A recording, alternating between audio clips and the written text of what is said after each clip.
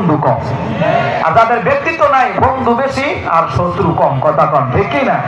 আব্বারে বুঝাই টুজাই দিয়ার পরে আম্মার লগে কথা কইলাম, আম্মাকে ফুল তোর টেনশন, আমি কি তোমরা হগলে টেনশন করে মরে যাবা না, তো আমি কি করতাম?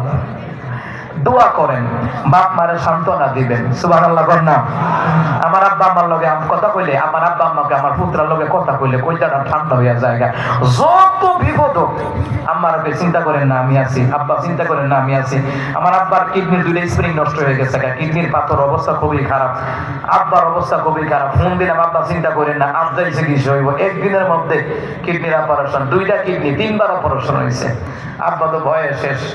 আব্বাকে আমার ভূতে সান্ত্বনা দিলে আমি যে মনে হয় যে সুস্থ হয়ে গেছে, এইরকম বাপ মারে বুঝাইবেন, না বুঝলে বুঝাইবেন, সান্ত্বনা দিবেন। ঠিক আছে নি? ঠিক আছে। ডাক্তার যদি কয় 3 মাসের ওষুধ 15 দিনের আইনা দিয়েন না, 3 মাসের আইনা দিয়েন। কথা কোন ঠিক কিনা? না তে আবার 15 দিন আনে, আবার 15 দিন মাঝখানে গ্যাপ জায়গা 5 দিন, তো আবার পইলাতে খাওয়ান লাগে 15 দিন। কথা পায় না, কথা পায় না। ঠিক আছে নি? অ্যান্টিবায়োটিক কোর্স যারা করে, যদি যদি 13টা খাইয়া বন্ধ করে না, তো আবার 2 দিন পর আবার পইলাতে 14টা খাওয়ান না। কথা পায় না। এই জন্য বুড়া মানুষ এমনি তো বাপ মাই চিন্তা করে পুতো জানি খাওয়াই বলি। এরে মুসলমান, বাপ মার লগে সান্ত্বনা দিয়া কথা কইবেন, বুঝ দিয়া কথা কইবেন, না বুঝলে 100 বার বুঝাইবেন। মুসলমান, আমার হাদিস একটা মনে পড়ে গেল, ইসমাইল খুতবা।